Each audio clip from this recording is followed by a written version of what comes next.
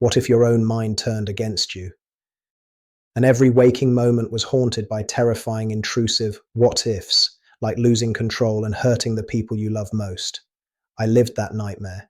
It gripped me like a vice, day and night, until I thought I'd shatter, but I broke free. If you're watching this and going through severe burnout, you might be in that hell right now. Stick with me. This video could change everything for you. Hi, I'm Daniel, a late 40s finance exec, dad of two, and had a brutal burnout last year. I was climbing the corporate ladder, juggling life like a pro until it all crumbled. No sleep, endless anxiety, and then the intrusive thoughts hit like a storm. They weren't just random worries, they were horrifying scenarios that hijacked my brain. In this video, I'll pull back the curtain on exactly what those thoughts were, when they struck, and the battle-tested steps that pulled me out. If you've ever felt like your mind is your worst enemy, this is for you. You're not alone, and there's hope. Let's dive in. It started on an ordinary Wednesday, but nothing about it felt normal. I took a sleeping pill the doctor gave me, my desperate fix after weeks of severe insomnia from burnout. I drifted off, only to plunge into vivid, twisted dreams. First, I'm sprinting through pitch-black hills, grass whipping my legs, chased by this shadowy, evil force bellowing in a voice that chilled my soul. I jolt awake, stomach twisting in knots like pure terror injected straight into my veins. I shake it off, force myself back to sleep. And again, another nightmare. This time, I'm locked in a brutal fight with some guy. Sweaty, heart pounding, I wake up gasping. As I lie there, piecing it together, a thought rushes up to me like a lightning bolt. That guy, he looks just like my friend's son. My mind explodes. What if you snapped? What if you fought the father for real? Suddenly, I'm visualizing it all. Fists flying, blood everywhere, a scene which won't stop. It wasn't a passing thought. It latched on like a parasite. Showering, still there. Breakfast replaying in my head, out for lunch with my family. It played on loop like a horror film I couldn't pause. I felt like a scared kid, convinced the monster under the bed was real, and this was just the beginning.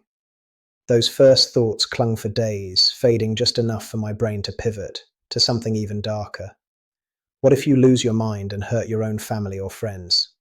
It hit me like a freight train, and my mind latched on. Are you that guy? Deep down, are you evil? Every time it surfaced, my heart would race, adrenaline surging, fear flooding my body. I'd push it down, but it was always lurking, ready to pounce. My mind started to analyze every past mistake, every folder in my brain for proof I was a monster. This wasn't just worry. This was malevolent OCD, a beast that fed on my burnout, exhausted mind. For weeks, it ruled me. I couldn't work, in fact, I could barely function. I'd confide in my wife, who'd hold me through the panic. But inside, I was crumbling, questioning if I was even a good person. If this sounds familiar, know this. It's not you. It's a glitch in an overworked brain. And the good news? I clawed my way out, and so can you. Through therapy and brutal self-reflection, I was able to heal. First realization, I have an extremely obsessive mind. It's a double-edged sword, killer in finance, where I obsess over problems until they're solved. But in life, it turns what-ifs into prisons. Realizing that was step one, owning it without shame. Second, you're not crazy and you're not alone. Malevolent OCD hits way more people than you'd think, especially during nervous breakdowns. Normally, folks brush off weird thoughts like, that's odd, and move on. But when your system's fried, your brain latches on like a pit bull, dissecting it until you're paralyzed. Hearing my therapist say, this is common and fixable, was like oxygen after drowning. So, what are the real actionable steps to starve the beast? 1. Get therapy as soon as possible. Don't bottle it up. Hearing it from a professional is a relief. Find a specialist in OCD or anxiety. They have tools tailored for this. 2. Expose yourself to the fear. Sounds counterintuitive, right? My instinct was to isolate when thoughts peaked, avoiding family to protect them. Big mistake. Instead, I leaned in. More playtime with the kids, date nights with my wife, hangouts with friends. At first, terrifying, heart racing, mind screaming, but exposure erodes the power.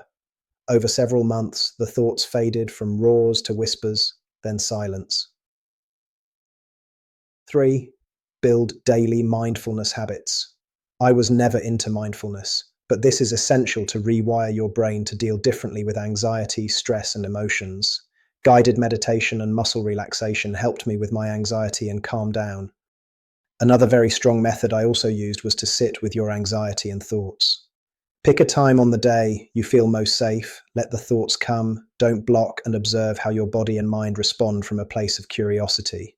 Again, this dampens the effect these thoughts have on you, and over time, will go away. Change wasn't overnight, but it worked for me. I reclaimed my life, stronger than before.